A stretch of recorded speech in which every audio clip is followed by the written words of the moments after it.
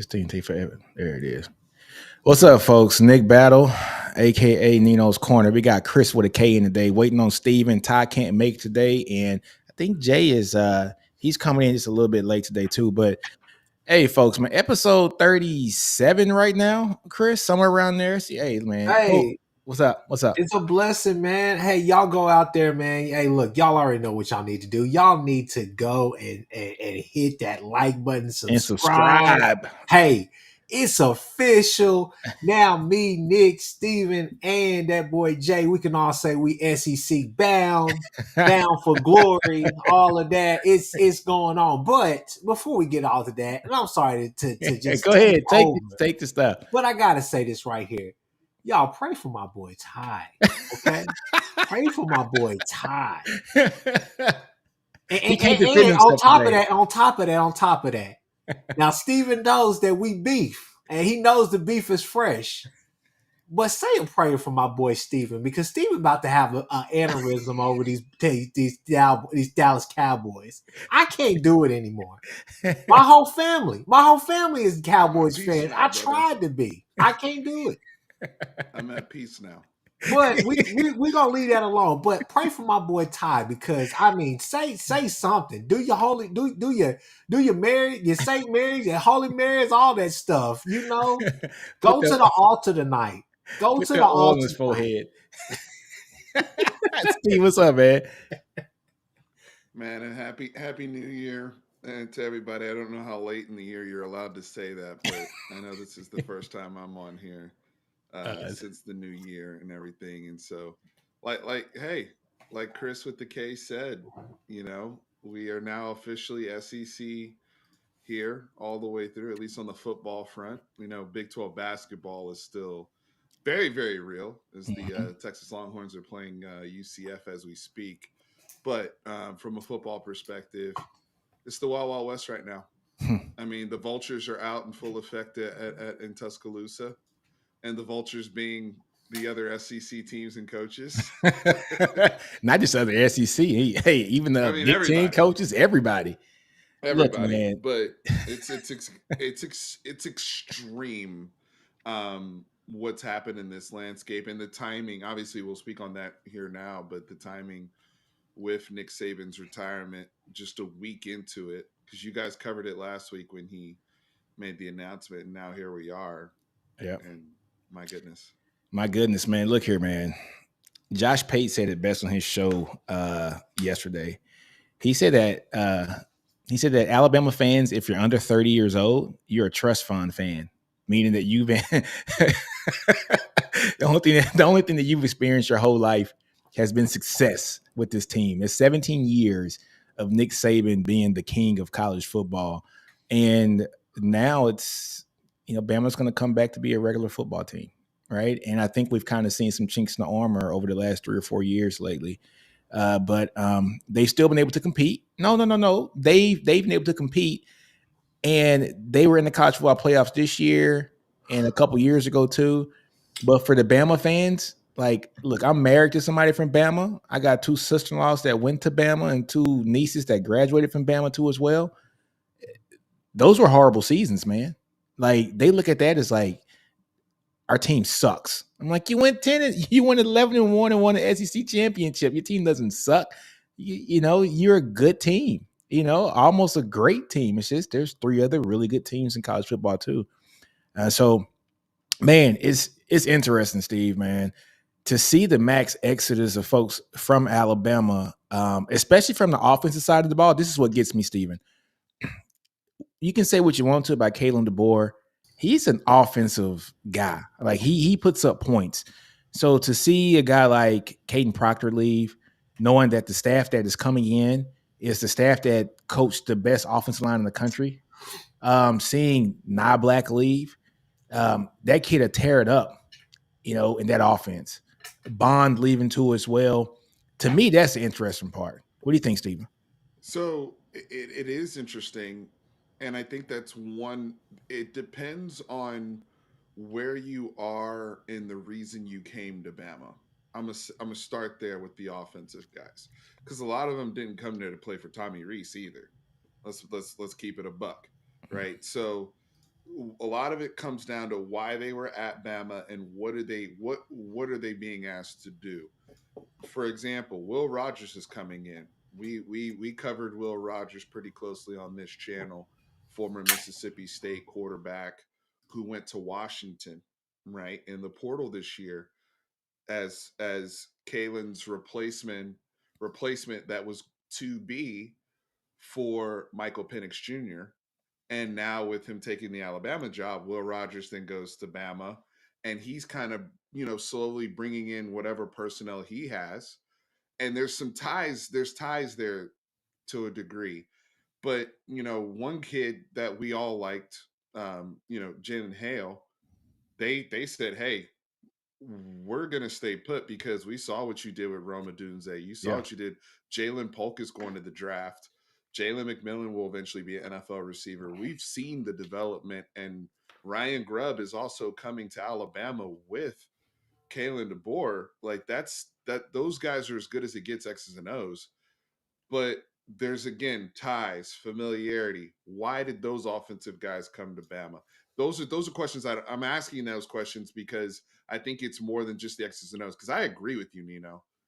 If you just look at a Dunze, Polk, and McMillan, I'm not leaving. Right? Like, sign me up for that. Teach me their ways. That's the offense. What receiver wouldn't want to play in that offense? Exactly. Right? Where they just put it up. So it's a great question. Hey, Steven, hey, real quick, turn your mic up, bro. You can't hear me? No, we can hear you, but turn your mic. It's a little light. It's a little light. It's a little bit light. This is a funny comment from Quentin, man. Quentin goes, how much I need to cash out to get Caleb Downs? Hey, that was a shocker too. All right. But Steven, are we even sure that Will Rogers is coming to Bama? I thought he already transferred. I thought that was no. I don't think he did. I mean, Steven, did you see the graphic that I saw? Because I saw a graphic like early on that kind of snuck in there. Oh, did you? In the midst of all of this, I should have confirmed the handle, but I definitely saw real quick. I'm pretty sure Will Rogers is already. Because if Will Rogers is at Bama, I would probably expect Jalen Milroe to hit the portal too. Freak though, huh? Freak. No, I mean not to say that he's a better talent than Milroe. There's a reason why Kalen DeBoer went and got Will Rogers, and if he accepts him to come to Bama. Mm-hmm. Knowing that this is his last year playing, Will Rogers isn't coming just to sit the bench for his last year. He's not doing that. Yeah. You know what I'm saying? So it looks like he's still in play. Okay. So yeah, I don't think he's going to Bama because, I've heard everything that looks like Milroe's going to stay, and he's pretty much said he's staying.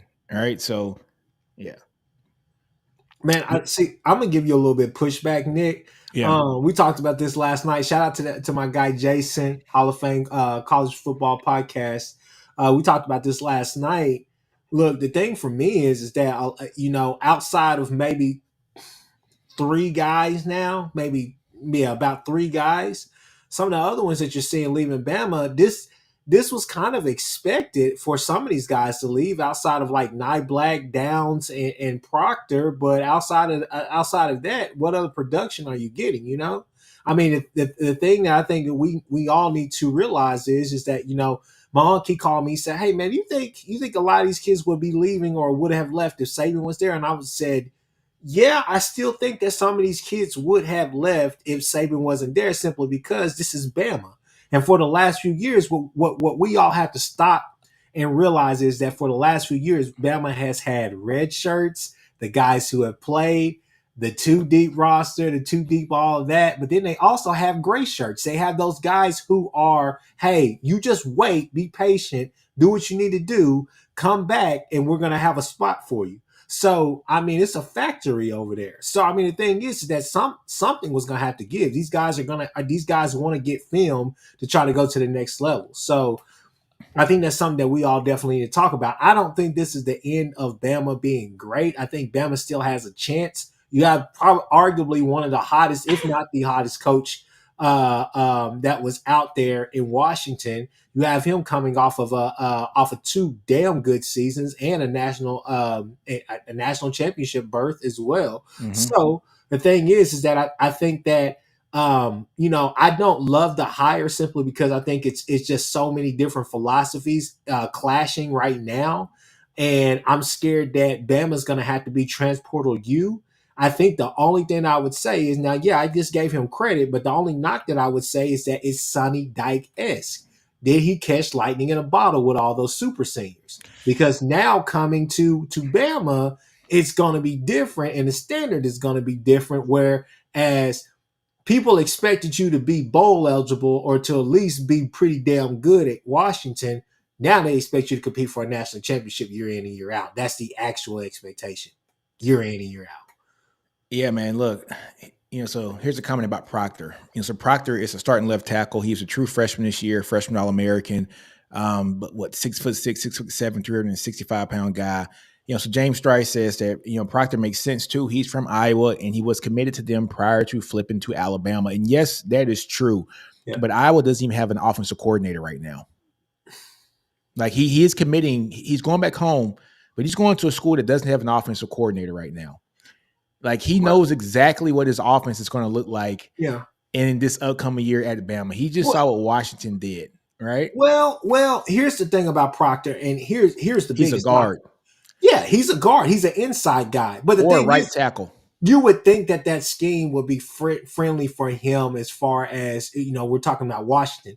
But going to Iowa makes more sense because there's less movement, less things that he has to do. I mean, regardless, guys, France, what's the coach's name up there?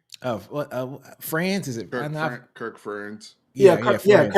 Yeah, you all know what Ferentz is trying to do. Ferentz is trying to milk that clock. He's trying to manage the game. I mean, you thought with McNamara going there that he would at least open it up a little bit. Didn't open up none. I know McNamara got hurt.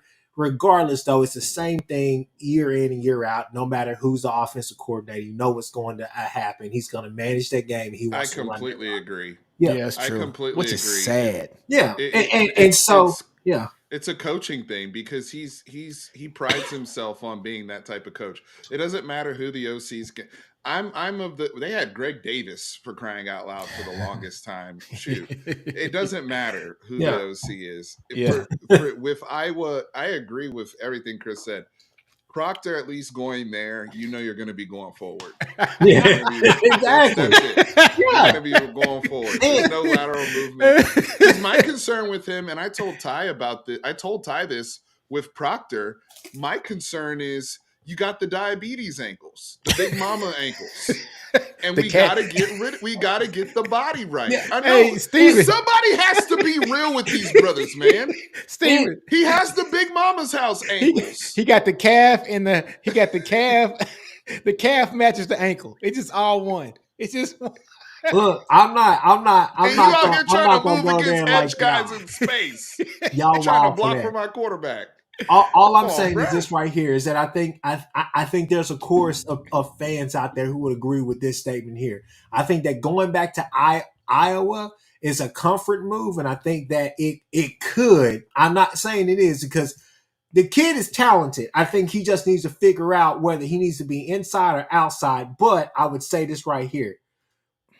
That move could potentially stunt his growth as far as the next level. Because I think going to Iowa, like Steven just said, just moving forward, you know exactly what you're going to be doing, what you're going to be asked to do, and he could be really good at it. I think if he does move to the interior, it's going to be interesting, man. It's going to be interesting. Hey, but this next comment here, man, from Sooners Legends podcast, he goes, "What's Bama going to look like on defense with Dober as the head coach?" That's a good question because they even hired a actual DC yet, have they? I think bend don't break. I mean, I think that's what it's going to be, and I think their defensive. I think they do have a defense. Oh, it's the South head Alabama coach. Yeah, it's the head coach from South Alabama. And then they got a position coach, if not mistaken. I was talking to Marcus Marr. Oh man, the Marcus guy from wasn't he from Buffalo? Yeah, Buffalo. Buffalo's head coach. Buffalo's head coach is taking the defensive. Yep. Yeah. Mm-hmm. So, I actually like what he's doing with that is getting, G5 head coaches to come be, coordinators. But it's just so weird to see that happen at Bama. We're used to a different standard. I got you, but at the same time, I know reading up on it, a lot of people are there are those who are excited about it simply because those are guys who seem to have ties in the Southeast region. So Yeah. they're familiar with the recruiting grounds, probably just not that caliber of player where they're at right now. Does that make sense? Yeah. It's gonna be interesting, man. But I I mean, mean, one thing that I like would say, and Stephen, I'll go ahead, pass to Chris. you. One thing I'll say about DeBoer, though, just kind of like, and I'm sure you guys will say this about Sark, but like for me, the Venables and company or whatever, I do trust their evaluations. I think that I would go out on a limb and trust DeBoer. I'll use this as an example. I used this last night. About 3 years ago, there was a quarterback who had torn both ACLs who played at Indiana that transferred to the University of Washington. Nobody thought that he would set college football on fire like he did for these last 2 years. Michael Penix is who I'm talking about. If you don't know that. So I mean, that's the thing is that I trust his evaluations. Even some of these guys that were super seniors, we can call them super seniors. We can say they're old men out there. But the fact of the matter is, he's going and getting these guys from who knows where and bringing them in, and he's making it work. So I mean, the thing is that I do semi trust his evaluation. So I think he's going to be fine with that. I think he'll do a patchwork job for Bama, but what I'm worried about, and I think what a lot of people are worried about, is going forward. Yeah. Is the standard going to be the standard as far as bringing in these, pretty much historic classes year in and year out? Yeah. Steven, how about you, man? So I think this goes back to what you said off top, Nino, when you quoted Josh Pate about the trust fund Bama fans versus real Bama fans Mm-hmm. and real football people. I mean, Brinsky's in here from Sharpshooter Podcast, who's a true Bama guy, right? We know Ty's a true Bama guy. We know our football heads who've been through it. I'm talking about you were there for the Tyrone Prothro, Mike Shula No. days, Yeah. okay, when y'all used to play Southern Miss on ESPN2. Those Bama days, okay? That's what I'm talking about. That's when you're really in this. You were there for Sean Alexander and Yeah. The scandal. The Andrew book scandal. Zhao. Sean Alexander Right? and the book scandal. Isn't it crazy? Yeah. But I say all that to say this. I think it was Josh Goodwin or whatever his name is from On3 talked about the timing of all of this happening. He was talking about it on Twitter today. And Saban retiring after the playoffs and the timing mirrored with the portal and how exhausted the portal's already been and just the unfairness for all these teams, right? Because it also became a domino effect. It doesn't just impact Alabama now, it impacts Washington, which then impacts Arizona. So it's a complete domino effect across the board with how the mechanism of the portal. I think if you're a smart Bama fan, you have to use this year as a complete evaluation. There can't be expectation. This is the smart way to look at it, but they're not going to accept it. Okay, Exactly. I'm gonna. This is kind of what you should do versus reality is the way I'm putting this. What you should do is look at this as an evaluation year. Understand who you're hiring. You're hiring a head coach that was just in the national championship. You're not getting Nick Saban. Like Nick Saban's gone, right? You got what you got. Let's get him. How do we get Kalen DeBoer acclimated to the South? How do we get him acclimated to the SEC? How do we get him acclimated to the new playoff system that is now in place? All of these coaches are going to have to adjust. It's not just him. Everybody's going to have to adjust to super conferences now and playing a super conference schedule. Nick Saban didn't even have to deal with that. Think about that. So all of these things are happening, and let's actually have a window for him to get his staff together and actually recruit a football team right now. I think he'll show you that he can coach, but is he going to get that grace, right? Because the more negative that they are about this and the funneling of negative energy will only defer away from donations to the program, Yeah. strengthening your NIL, and recruiting. And if they're going to be sourpusses about it because, oh, we're not in Camelot anymore, I'm telling you that as a Texas fan who used to be in Camelot 15 years ago. and what it's been like, right? When you act like that and you think you're entitled. You think everybody has to look at this period of 2024, and this goes for everybody listening, no matter what team you like. This is officially a new era of college football starting next year. Super conferences, 12-team playoff. The previous era ended with Michigan winning the national championship. Wow. We won't see college football look like that anymore. Yep, exactly. It's different now. So we had the BCS era, then we had a paradigm shift to this. Yep.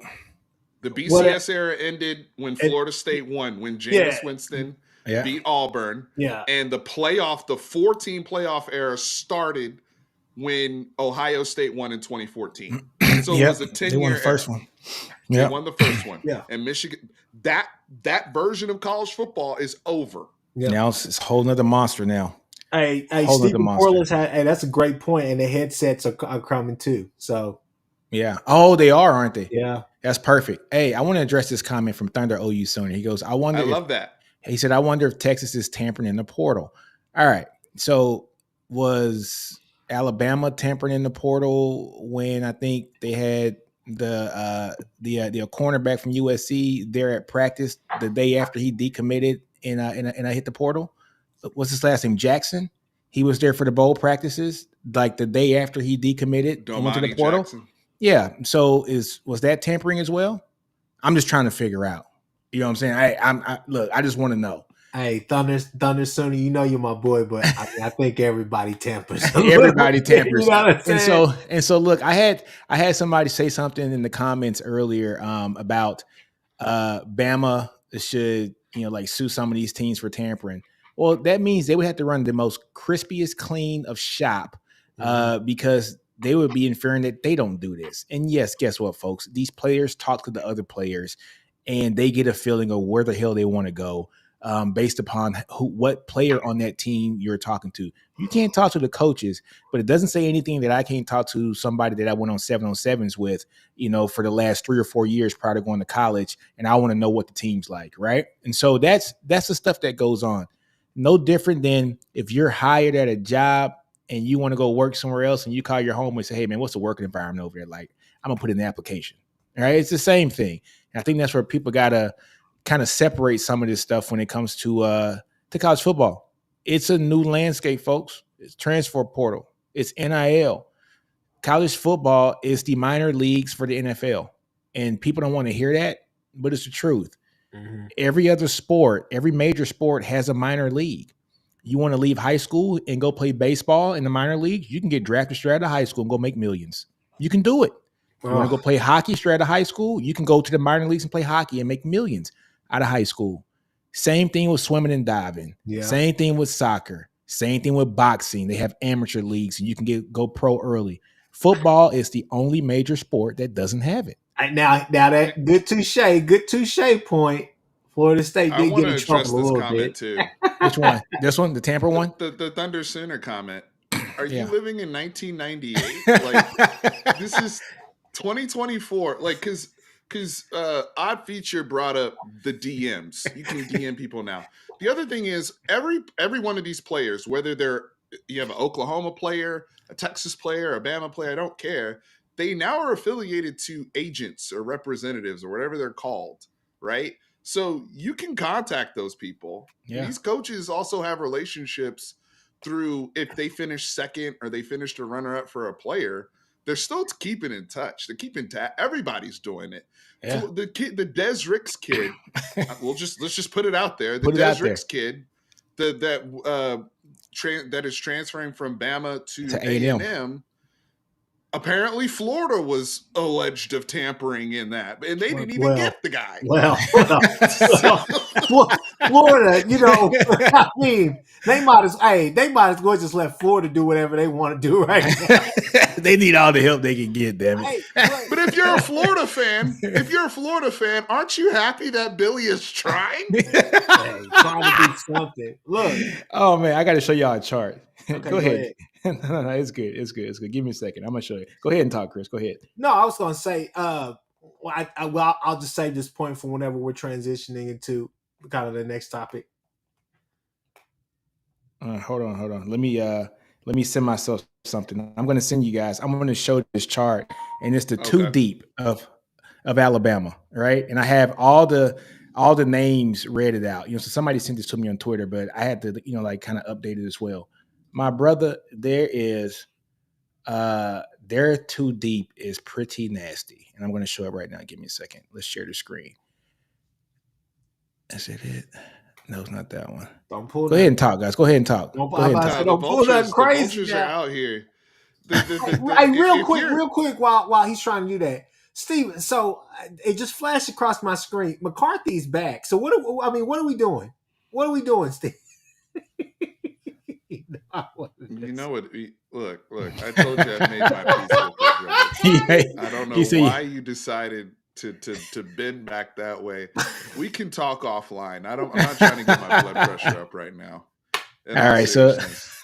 I don't know if you guys can see that. It's kind of small, but all those red lines are people that are off the two deep at Alabama right now. And that's 1, 2, 3, 4, 5, That's 6, 7, NFL or 8, portal. 9. Yep, 10, 11, 12, 13, 14, 15, 16, 17, 18, 19, 20, 21, 22, 23, 24. That's 25 people on Alabama's two deep that are either off to the NFL or portal. Ty Simpson This not being on that list is crazy. Like, oh my, I mean that's crazy, man. That is crazy. Yeah, man. Yeah, all right. It is what it is, man. Alabama, uh, you know, I will say I feel for you, but you guys won 6 championships in 17 years, so you guys are fine. But it's normal college football now. Honestly, folks, the only thing that I really want to talk about is this transfer portal. It's the most pressing topic right now. Alabama, the transfer portal, Caleb Downs. That's what I really want to talk about. Caleb Downs Let's was, do I it. think, he was one of those players that I thought Alabama couldn't lose. Like Nick Saban, he said one of the hardest things that he had to do when he retired was tell Caleb Downs that he wasn't going that he wasn't going to coach him for the next 2 years. So when you're going up to a true freshman, and that was one of the hardest things you had to do was go tell this true freshman who was at the prom about 8 months ago that my hardest thing that I'm going to do this year is tell you I can't coach you anymore. It kind of shows you the kind of player that Caleb Downs is and the growth that he's had since the first week. Sark picked on him like in game 2, but the growth that he had throughout the year, man, stupid ridiculous. He's one of the best safeties in the country right now as a 19-year-old freshman, man. So let's talk about Caleb Downs, man. So I'll go first. Look, even when Sark picked on him, I mean, it was more of a coverage rules breaker. Any safety would have got beat. I mean, the kid is phenomenal. Yeah. He's one of the best defensive players in college football. I think just like Nick Saban had to do what was best for Nick Saban, Caleb Downs had to do what was best for Caleb Downs. And when you have the talent level he has, you have to, you're trying to do whatever everything you need to do to put yourself to be ready for the draft in a couple years and be one of the premier defensive players that he's going to be expected to be when he gets to the NFL. Look at what Derek Stingley's doing right now with the Houston Texans, for example, a kid that was all world freshman year and kind of had to just wait. You know what I mean? So in the situation with Caleb Downs, I totally understand why he's hitting the portal Mm-hmm. and leaving and going to, and we'll see where he goes. Rumors are, I believe it's between Georgia and Ohio State. Yeah. And the Georgia move is scary because if you put him next to Malachi Starks, Dude, it's over. Christ Almighty. I mean, that's like a super team back there. That's So, scary. That's and two first and round picks at safety.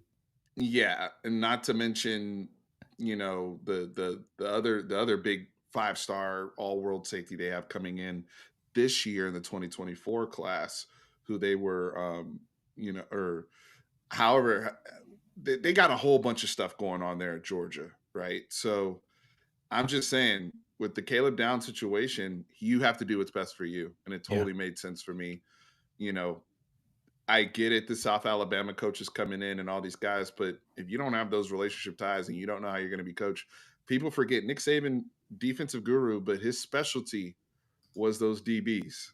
That's what Nick was. That's what Nick was known for, right? And so, I get it. Chris, how about you? I, I'm honestly, I would just kind of second up as far as what Steven just said. I mean, I think the kid is phenomenal. I think he's going to be phenomenal wherever he goes. It's going to be a great get. Um, if the kid was listening right now and he said, "Hey, I'm gonna listen to what Chris said," I would say go to Georgia. Don't go up there messing with Ohio State. As good as Ohio State has been, I mean, I think the thing is that what's his name, guys? Knowles, Jim Knowles, the defensive coordinator for them. He was at Oh, the one that came from Oklahoma State. Oklahoma State. Yeah, I would say, hey, you're not trying to go there and you're not going to a place to try to learn something for the next 2 years so you could be great. So you could be good at it the first year and great at it. Go be great. Yeah, it's true. And with what Alabama, what Georgia's going to do is going to be very similar to what you were doing at Alabama. So I mean, I would stay in the SEC. I'm an SEC caliber type of player. I would go and do that. I wouldn't go up there and mess with the Big Ten and mess with what they're doing up there because it's very dependent. Now you're gonna have your hog mollies up front. You're gonna have your guys because I think the JT kid decided to come back. I think that you're gonna have a really good team in Ohio State. But the fact of the matter is that if they think Will Howard's going to lead them to the promised land, then hey, Michigan, come over here. Let's go curb stomp them one more time because that's not going to happen. It's not going to happen. But like I said, I wouldn't go up there messing with Jim Knowles, trying to learn that very methodical and very meticulous, very particular defense. I would go to Georgia, where I know it's gonna be similar play style, just different calls, different looks.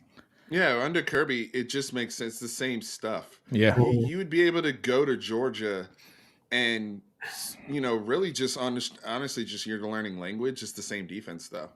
So comfort, it's like, dude, just slide me into my role that Dude, I was already doing. he's gonna be sick up there, dude. He's gonna be sick. I mean, it's like Saban 2.0 going to Kirby, right? I mean, it just is what it is. He's probably the closest assistant that Saban has had that really mimics him. You got to think he's been with Saban. He went to LSU with him, right, for a little bit. He went to the Dolphins with him, and then he came back to Alabama with him, right? So you're looking at a guy who has been with Saban, I think, 10 years. So he's somebody that was pretty much he was made up to be a Saban light, and he's run Georgia just like Alabama has. And man, it's crazy to see Caleb Downs go there. He's going to wreck shop. He is. He's going to wreck shop. That team's already ready made. One can argue that they were easily one of the top 4 teams in the country last year. But they didn't have a chance to play for it. But man, it's going to be sick. It's going to be sick. So. Next one that I want to talk about, man, is this next comment from Huntington Beach, where he says that he thinks Jabbar Muhammad is talking to his cousin Malik. And we all know Manny Muhammad is a cornerback at the University of Texas. And Jabbar is a standout all Pac-12 first team, Pac-12 cornerback from Washington. And every rumor is that this is coming down to Texas and Oregon.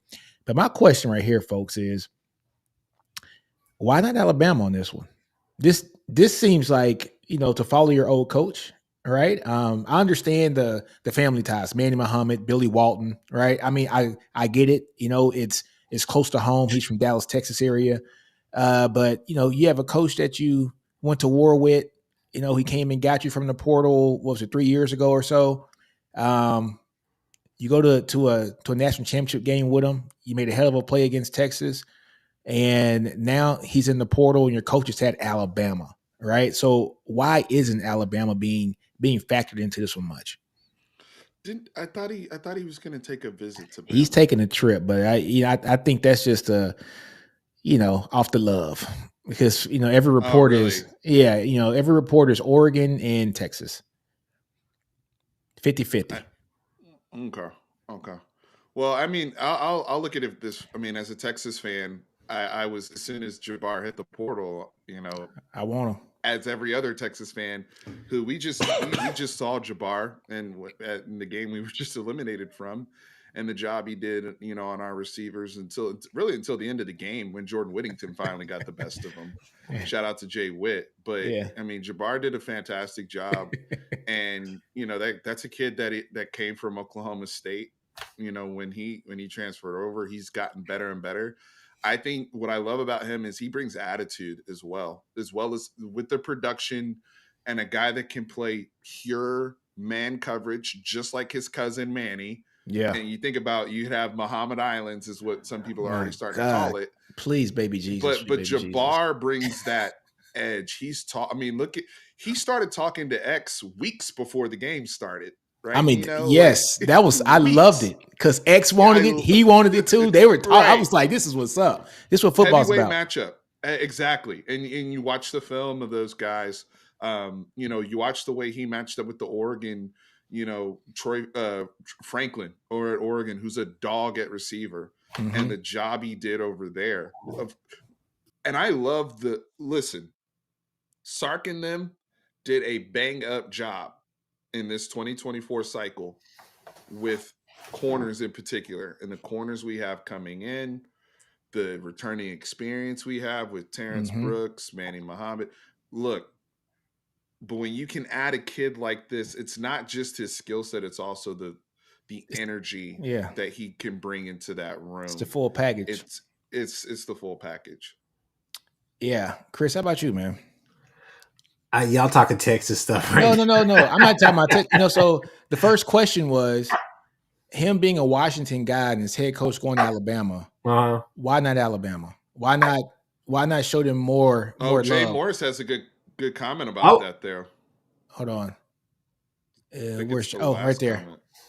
Okay. Yeah, that's a good point. But I also think, you just got to think about it. It's the way that he and Jed Fish left is very Lincoln Riley-esque, right? Because you've heard some of those reports about the players. Some of these were players that even came out on Instagram Live where they're saying it's like they came in, just said, hey, look, what's up? I'm about to leave. Bye. And that was it. He was like, everybody was like, what?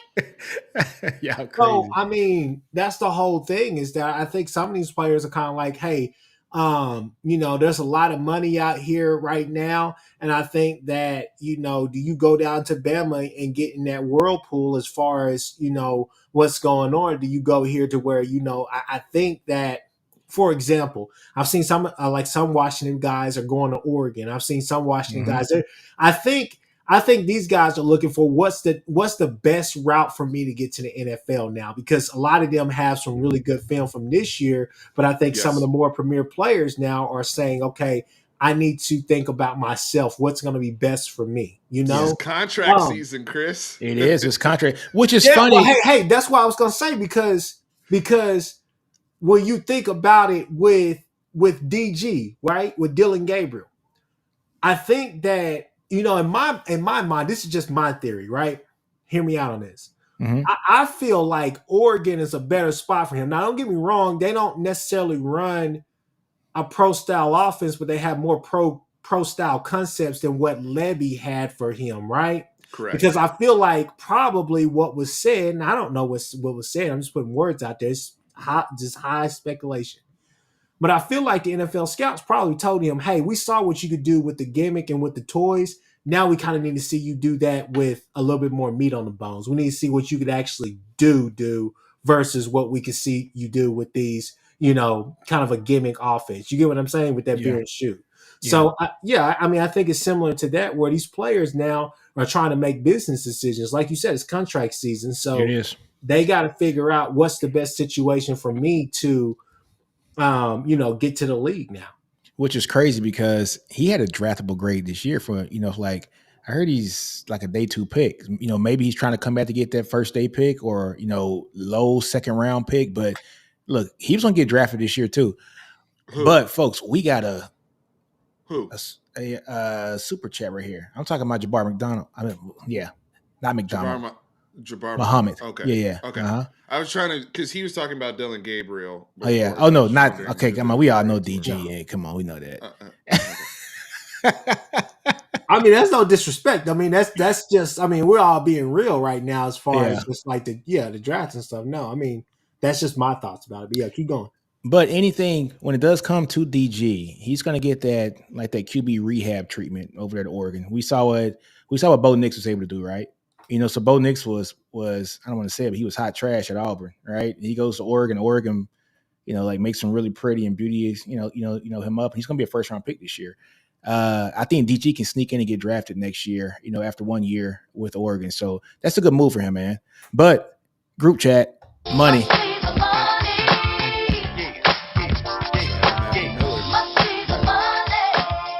All right, Matt Miller, man. He said UGA or the field next year.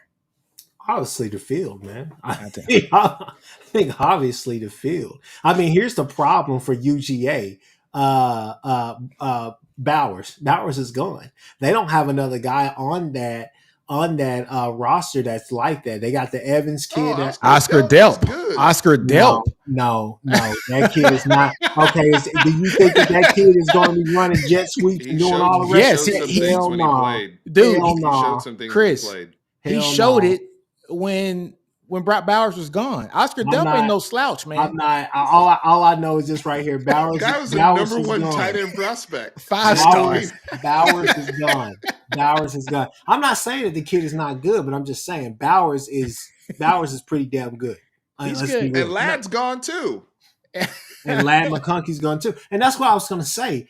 I know what this offense, I know what Kirby Smart does whenever he doesn't have guys like that, because I've seen it to where he's had nothing but speed on the field. And the only time they beat teams is whenever they beat teams handily, is whenever they're facing, lower competition. Let's just be real. When he goes to teams like this right here, this is what's going to separate. I mean, it's going to be interesting next year looking at what Beck is going to be able to do. Is Beck going to be able to be, what was the quarterback the year prior? What was his Stetson name? Bennett? Yes. Is he going to be Stetson Bennett, or is he going to be the kid Jake Fromm? So, I mean, I think that's a question that needs to be asked, because that's what Kirby's going to turn him into next year, as a true game manager. Not, hey, go run this offense, go do this or whatever. He's going to be a true game manager next year. And that's what's scary, because they're going to play a lot of close games, in my opinion, next year. I think defense is going to still be nasty, but I just feel like offense is not going to be there. Matthew Miller, Ladd McConkey entered the NFL draft on New Year's Day. Yeah. Just FYI. Yep, exactly. Hey, Chris, I will say something about what you just said too. Is they will have a lot more closer games. Georgia doesn't have the benefit, if these schedules are right. They don't have the benefit of the SEC East competition for the entire year. They got to play some real teams this year. They have a much more difficult schedule, right? So it might not be an easy cakewalk 12-0 like they did pretty much the entire season. Like for the last 2 seasons. They're gonna have to go to Oklahoma and play, right? They got a pretty tough. So it's in Georgia this year. No. You guys play Bama. We play Bama. I'm sorry. Yeah, Georgia, they come into Austin. They come into Austin. So I mean, they got some. Look, their schedule this year is not the schedule for the past 2 years. It just isn't. Man. So I have their schedule. So I have their schedule up right now. Let's also be fair, though. While I agree with everything that's said, Caleb Downs makes them a lot better. Hell yeah, he does. So if they start getting some of these other players, also there's going to be another wave of transfers in the spring. Let's just be honest. We always see it. I remember a couple years ago, Jordan Addison just popped into the portal out of nowhere from Pitt and ended up going to USC over the spring. So let's be aware of that. Here we go. I got the schedule pulled up. Okay, great. So if we look at the schedule here, they start off with the Clemson game, which is a neutral site, but it's in Mercedes-Benz. Yeah. Then they go Tennessee Tech, easy win. Kentucky should be easy. Then Bama. Right now, Bama's not the same Bama. Before Bama. Yeah. Auburn's going to be a difficult team next year, folks. Look, Hugh Freeze going into what is this, his second season? Look, man, I like Hugh. Look, Freeze going to have that team rocking, man. I don't know about next year's going to be the year, but they're going to be a good team. And then after that, they got State after that, and that's in Georgia. Then they got Texas at Texas. And then they got Florida. Then Ole Miss. Ole Miss is going to be a hell of a game. Tennessee is going to be a good game.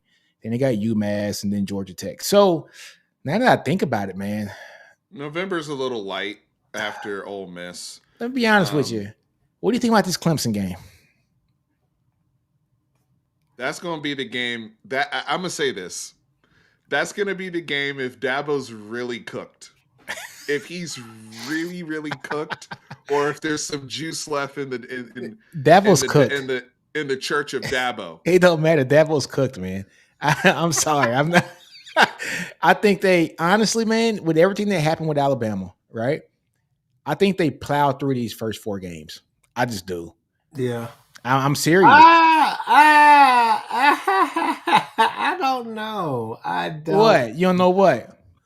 I don't know. Clemson intrigues me. I think they beat Clemson in Georgia. That's a home game for them, basically. Man, that's gonna be I can't wait for that. That's gonna be really good. You think Clemson can compete with Georgia right now? Dabo has to do something, dude. The only thing I can say about that is Dabo's going to have a full offseason to prepare for this game. So he's going to come juiced up for this game. I get it. But so is Georgia, right? He'll have most of his offense back. I don't think they have a chance. I just don't. With Garrett Riley still there. They were cooked last year. I mean, like, they were cooked grits last year. They got better as the season went on, but it wasn't. Man, they're an average team, dude. I mean, they played in the ACC. I get it, man. I feel like Georgia's still going to be favored -9 in that game. Like, I don't know. I just feel like when shit gets real and we know what the rosters are, it's still Georgia -9.5 or something. The only team that scares me for them in those first 6 games is Auburn. That's it. And that's crazy. The first six. At Alabama is just a non-issue for you. And no, I mean, I'm not saying it's a non-issue, but I don't think Alabama's got the defense. I mean, look how much they've lost. And we've been hearing rumors that Otis might hit the portal. I mean, like, how much more can they sustain, man? Man, but y'all got to understand. He gonna look. The boy is still gonna run a damn good offense. I'm not saying he's not. I'm not saying he's not. He's always overachieved with his rosters too. He has, but he always does. Look, man. Look here. Caleb Downs ain't walking through that door no more. Right? I'm sorry. That was like the one guy on defense you had to keep. Like, that was it. Right? I think to make this thing work, you had to keep Downs on defense and you had to keep Milroe on offense. Like, I think those are your 2 figureheads that are the leaders of that team in that locker room. Those are the guys you have to keep. You lost the guy on defense. You lost he's your everything on defense. You know, I'm just going to look, it is what it is. You don't think so? They're losing both their starting cornerbacks. They're gone to the league. Right?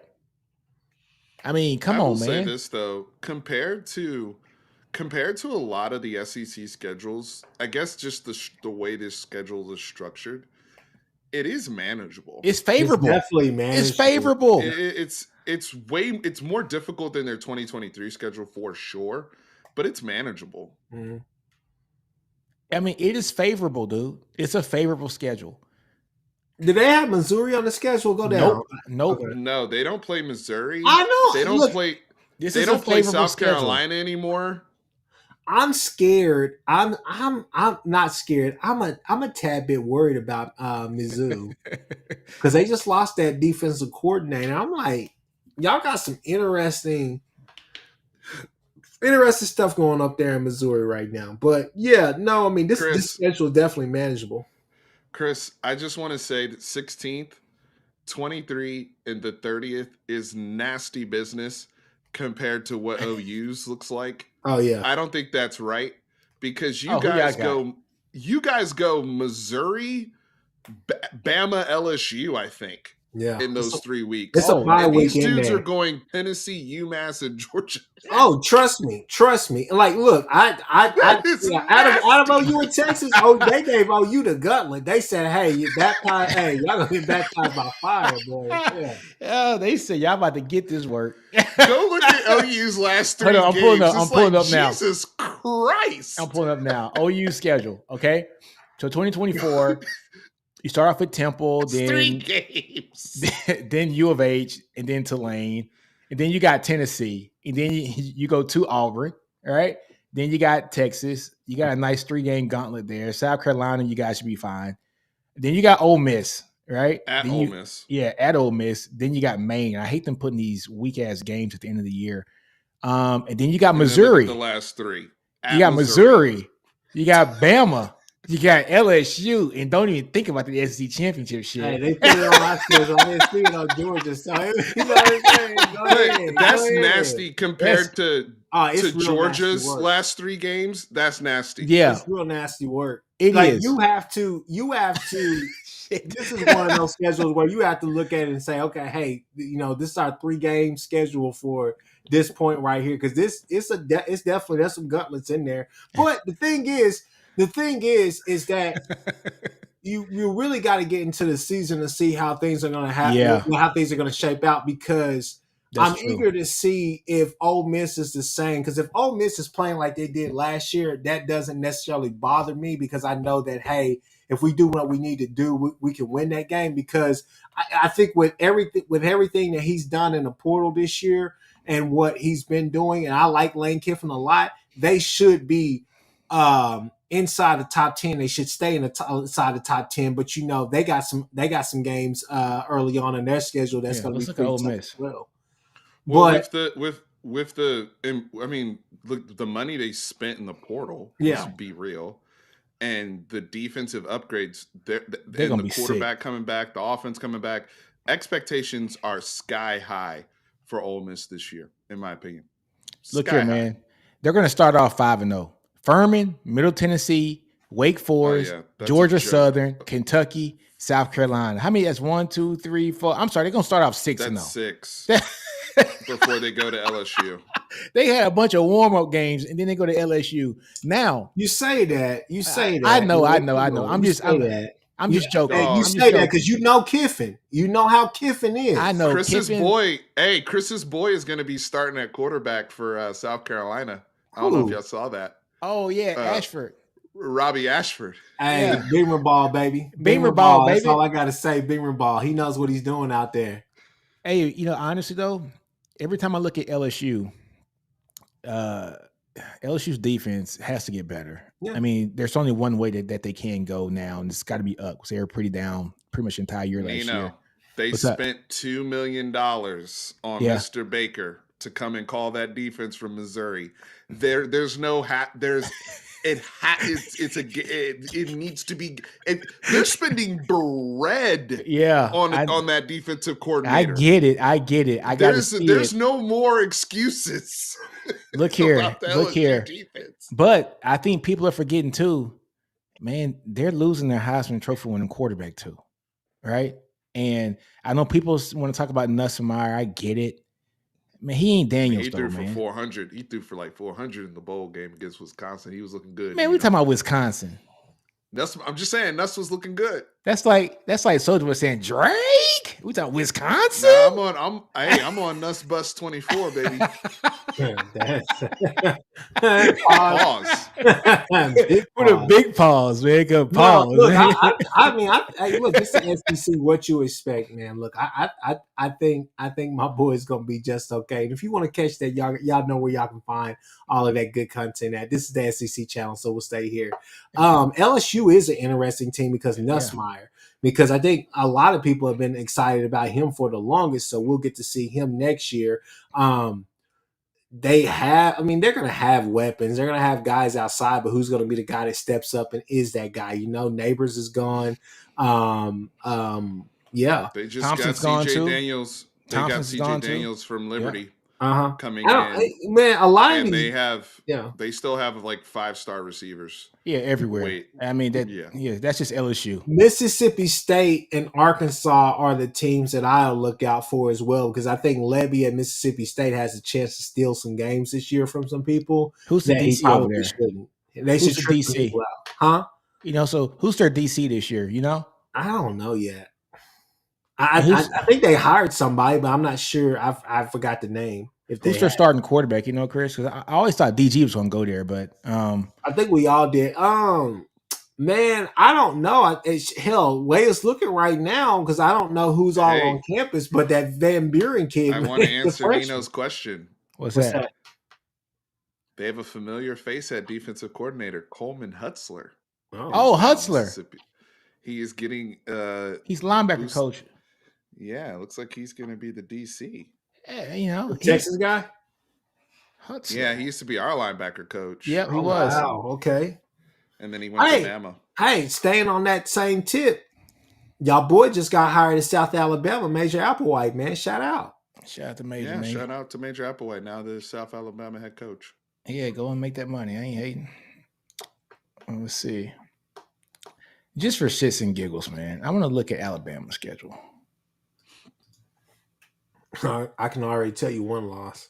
I can tell you one. Again, I just can't emphasize enough how nasty the Georgia getting to play Georgia Tech after playing at FCS school to finish the season. That's so.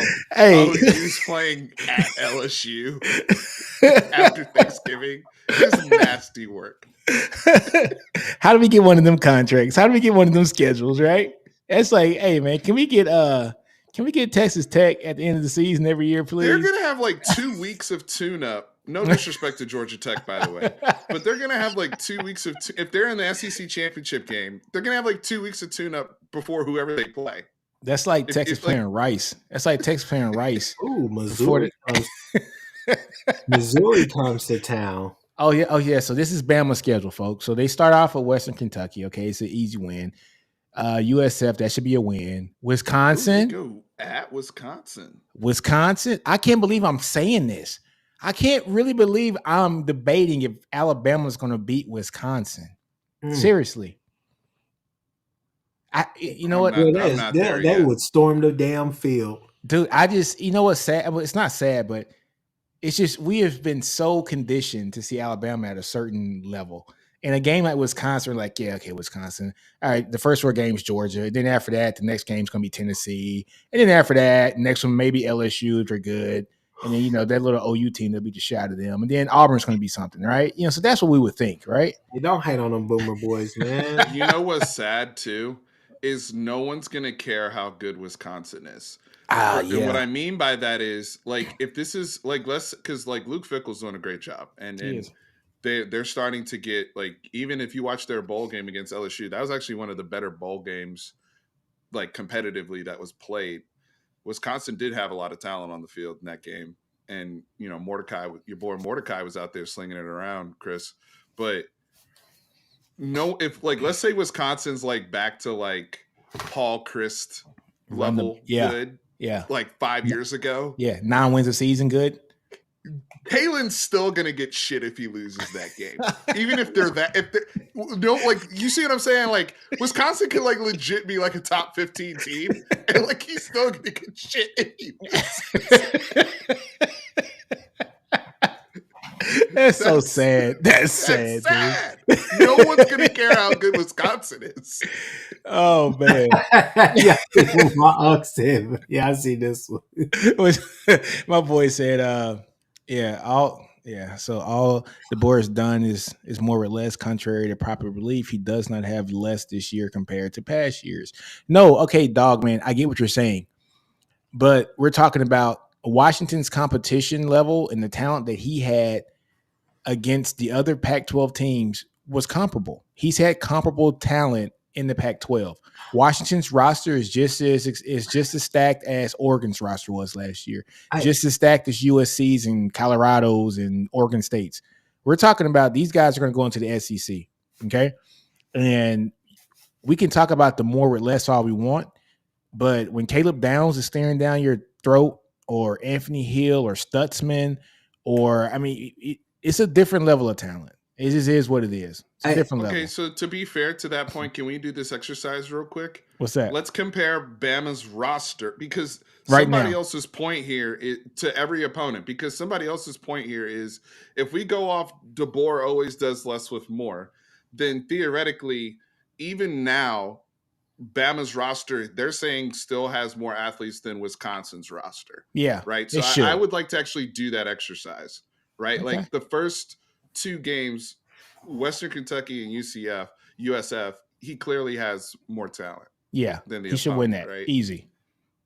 At Wisconsin, I'm saying that's a coin flip, because it's only your third game as the head coach, with a lot of probably portal guys and young guys, so you don't know what you got yet.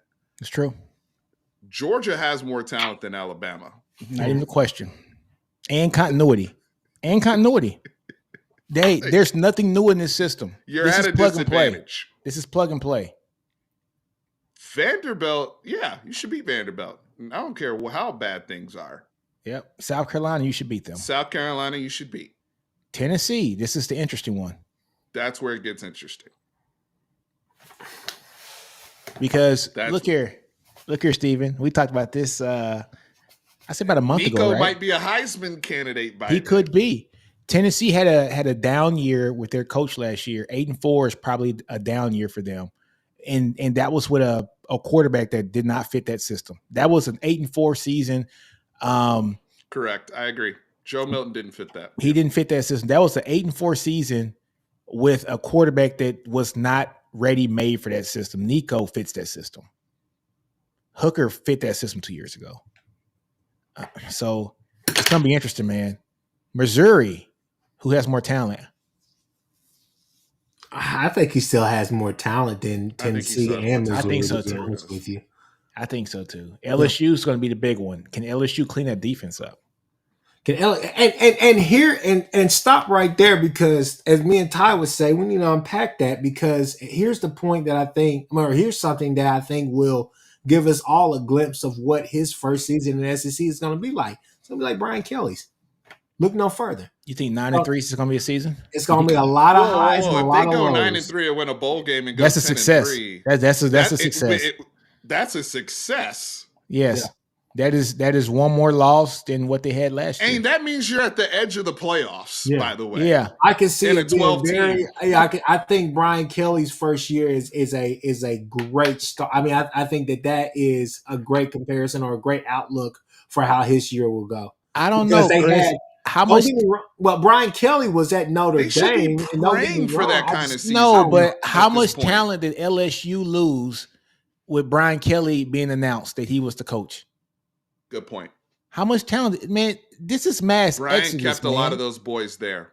This is and brought in, and remember he brought in Jaden from Arizona State. Yeah, he was bringing in talent too. Yeah, so I mean, this is this is different, man. I mean, you see what I did there. Yeah. You hired a couple of coaches too. Brian Kelly was able to retain Harold Perkins, so he didn't like decommit. Yeah. You know what I'm saying? Let's also consider, why did Brian Kelly come to LSU? Because they fired their coach. Yeah. Correct?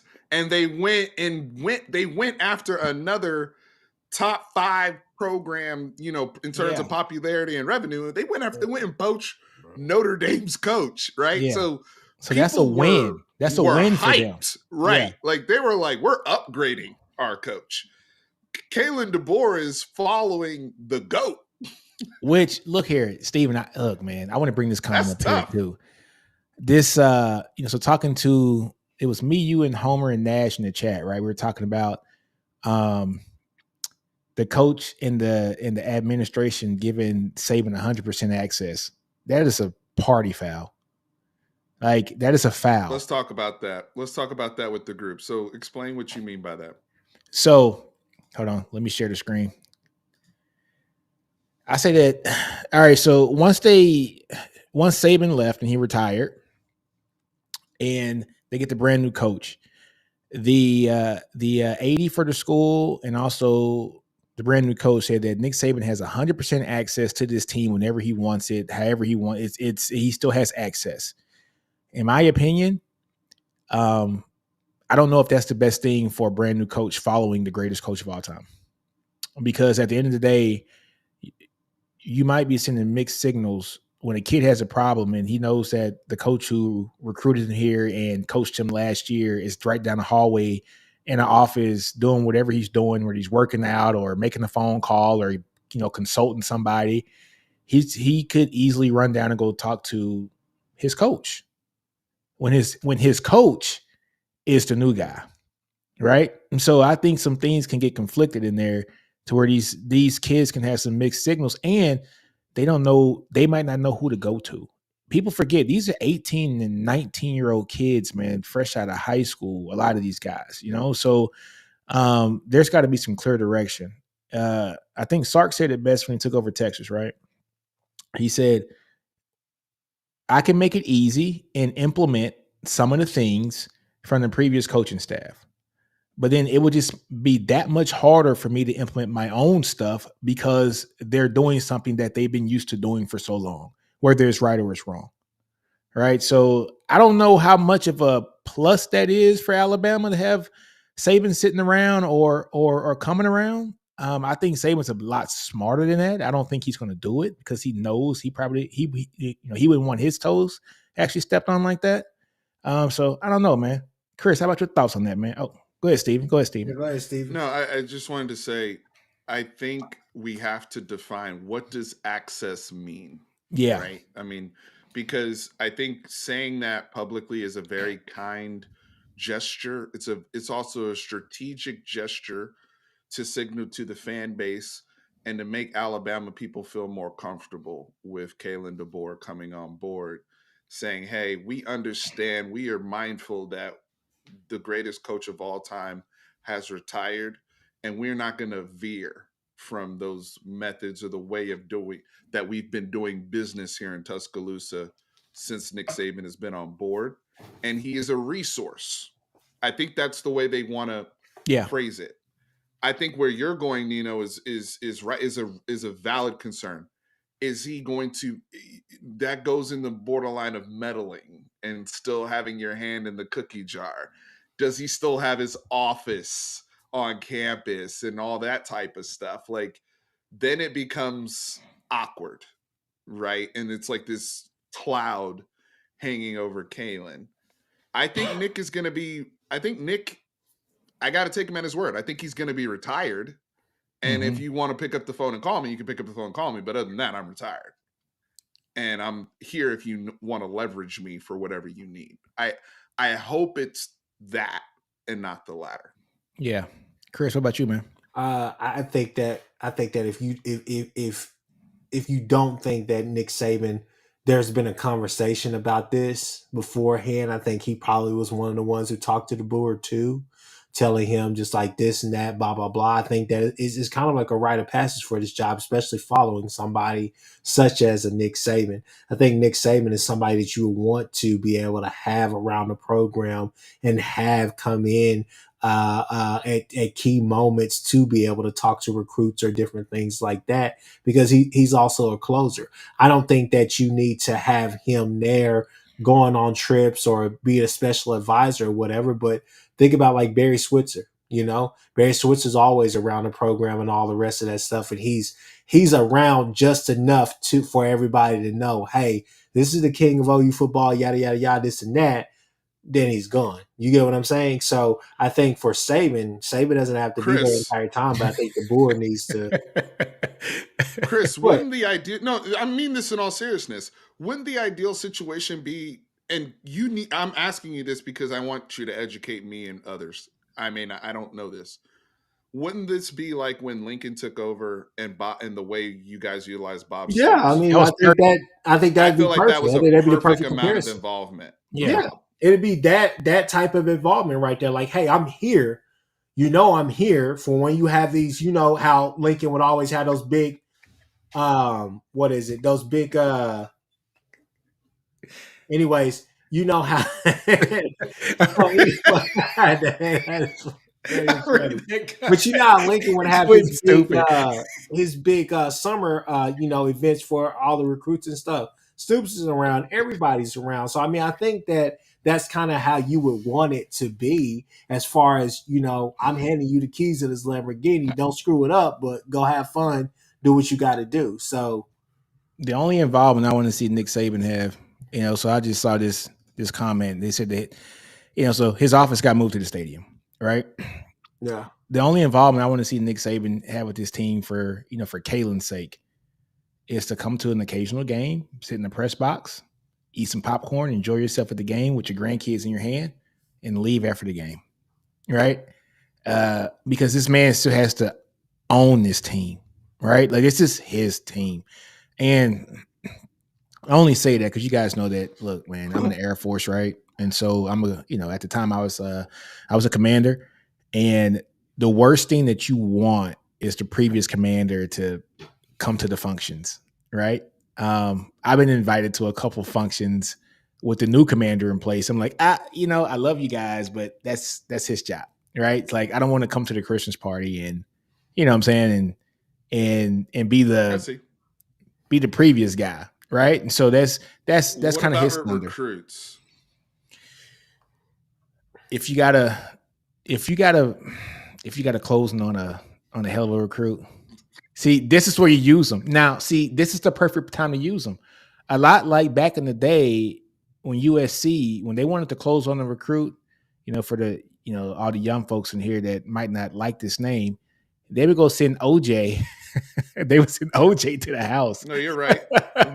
Free Nicole, all that, y'all. They would send OJ to the house because OJ was the biggest brand name in sports and entertainment. He was in movies, a Heisman Trophy winner, Mr. Everything, one of the top players, every player in the game.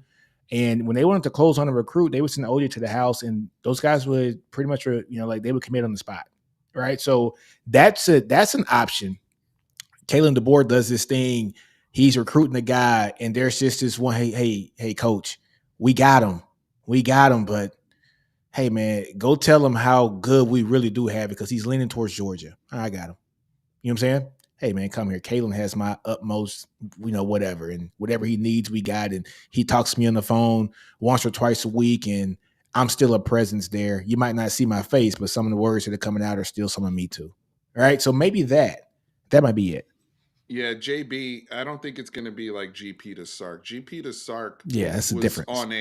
Was on a technical level to handle a certain part of our defense, and to bring in some intel on hand to handle the state of Texas, certain regions. I think GP has done a measurable success and credibility with Texas now recruiting the DFW area and recruiting defensive backs and how to play them. We're obviously not all the way there yet, but we made strides. But that was on a technical level. We're talking about the person, Muladula.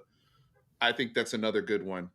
Looking at John Shire, currently the coach of Duke, and Coach K, right? Mm-hmm. And how that was. Now, the only difference is Kalen DeBoer didn't have any ties to Nick Saban.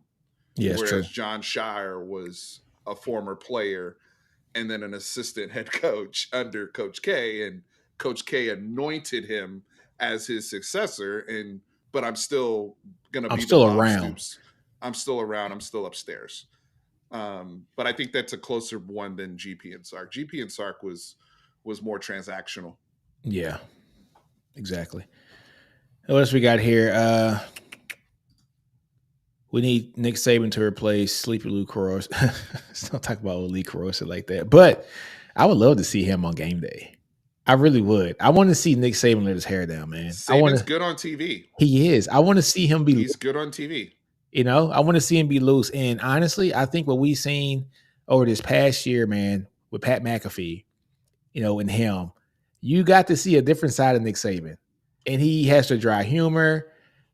He's just kind of fun to listen to outside of being in such a structured environment. And I think that'd be perfect, to be honest with you.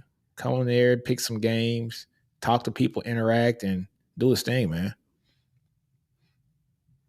I would love to see that personally. I think shout out to Lee Corso. He had a much better season, by the way, than He I did. thought he was, because 2022 was brutal. And I was wondering why he wasn't a part of the ESPN layoffs. But look, Lee Corso came back. I don't know if they, put in, somebody else's spirit from Get Out or something in there, but that This man dude. had a was That's his cold blooded, his man. Look, battery that's was terrible. recharged. I'm just saying his God. battery was recharged. That's He had a cold good year blooded, this man. year. You about to get If the I'm show canceled before we get started. Come on. Chris, he about to kill us, man. What are you No, doing, man? I'm letting Steven talk, man. I'm letting him have it. You got it, bro. You do what you got to do, man. was that too far? Jeez. That's too far. Too far. It's too soon, damn it. Come on, man. Oh man. I Look, want to see Nick Saban on TV. That's all I got to say. I do want to too. see Nick I do Saban. too. This is a good one though. So who wins? Come on, man. It's Miro's job. And it's Miro's job, and if it's not his job, he's gonna transfer. I mean, it's his job. You know what I'm saying? Miro's special, folks. And I don't think a lot of people understand that. And I think that DeBoer is the coach that can unlock that. And I said Yeah. that. Well, I think was it last week to Ty. I think that he's the coach that can unlock that because I think he's working with a similar skill set to Penix. I know people gonna laugh, but I mean aren't they both left-handed? No. Nah. I thought no, Jalen's right-handed. But either way, I think that there's some similarities there, and I think that with his legs as well, he's going to be able to do what he needs to do. It's just got to see who the hell's going to be. I want to speak on this one too. So go ahead. The QB run game stuff, they'll be able. There's some QB run game stuff that Washington. So Kalen DeBoer and Ryan Grubb, please do not forget Ryan Grubb is a Mastermind. big time part of this as well. Yeah. They have run game scheme stuff that they just did not do at Washington because of Penix's injuries. But they used to do it at Indiana, and they actually showed a couple of them that counter play. They hit us with it. I don't know. They hadn't run it all year, and then they ran it against Texas in the freaking Sugar Bowl. But they had a multiple that pairs. type of play right there, that's what you can consistently do with Jalen Milroe. Yeah. Stuff like that. And then still have because his one strength throwing the ball is his deep ball and his ability to really, really push the ball downfield, which is what they want to do. With Julian saying though, I think this is positive pressure because Julian saying is no joke. He's got that Drew Brees natural accuracy. That kid is a leader. He reminds me a lot of Bryce Young. Mm-hmm. Julian does. He reminds me a lot of the way he carries himself. He's advanced for a freshman. But I think it's going to hopefully be, for their sake, for Jalen Milroe's sake, like Arch and Quinn Ewers, right? Where Arch comes in, but Quinn Ewers, that push, that good push in the quarterback room to take the next step. I'm with Chris. I don't know what Ty Simpson is doing. Somebody's got to talk to these guys. Go find a home. But hold on though, isn't Ty Simpson? He's Bear's grandson, right? Isn't he? I thought for some reason, maybe I'm tripping, but I thought for some reason. No, I think that's somebody else. Is it? Okay. Yeah. They also have the other kid there that they really like. That was what's his name? Langer. Lonergan. Dylan Lonergan. Yes, who has a lot of natural, like he's probably the one that looks the most like a pro style quarterback. Is the Lonergan kid, but we haven't seen him. He has no experience. Gotcha. That's the only problem with that. But behind the scenes, they said he was tearing it up. So who knows? Yeah, gotcha. All right, folks, man. Look, man, it's what time is it? It's 8:22. You guys been with us for a while. You guys are starting to dwindle down. We had over 100 folks. You guys are down about 70 now. So I think we'll end up closing shop tonight. Episode 37, man. Next week, episode 38. We'll see what the hell we're going to talk about. Man, thank God for the portal and thank God for NIL because this is giving us a lot of stuff to talk about in the offseason. In previous years, hey, after the season's over, it's dead. We still talking, and also, Saban retiring too had something to do with that too. But folks, tune in next week. It's gonna be a lot of fun again. Episode 38. Yeah, Chris, go ahead, man. Hey, real quick, man. This is big for all three of us, man. We got on here and we didn't even take any jabs tonight at each other, man. It was just good times, man. Good times. I got a feeling this man's gonna say something. I ain't got nothing to say. I was just saying, man, good for us, man. We made it a whole hour and 19 minutes without exchanging words, man. Nobody got sidetracked. Yeah. Look, tonight is not about us, man. We could carry our beef over some other day. Ty, brother, my brother in Christ, as Stephen would say, I love you, man. I'm here for you. I offered Ty today. I said, hey, let me buy you and wife dinner tonight because there's so much stuff going on at Bama. It's the least I could do. So, hey, man, horns up for peace. He's hanging in there, y'all. I don't know, man. I don't know what they say down there in Bama, but it's just I don't know. Putting up a brave face.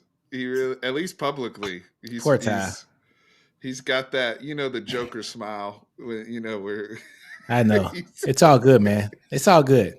But hey, Chris, man, I got something for you. All right, man. We can go ahead and end this thing, man. I appreciate you. Put Boomer, hey, if you like this video, put Boomer in the chat, man. Go ahead and put Boomer in the chat. Y'all already know. Uncle Orca said where to find us. We out. Oh, yeah. Find us, man. Nino's Corner Sports. Chris, where you at, man? I ain't going to say your name. Hey, Chris with a K on Twitter. Chris with a _ K on Twitter. And then also you can find us on YouTube, Horns Down Podcast. You already know. All right. Steven, how about you, man? Fanatic Perspective in the building. Subscribe, help us grow, and most importantly, subscribe to the SEC Connect. That's what we are. Please. Hit us up every Wednesday night, bringing you the best. We are officially SEC. We are officially SEC. He ain't lying. There you go. All right, we out. Deuces.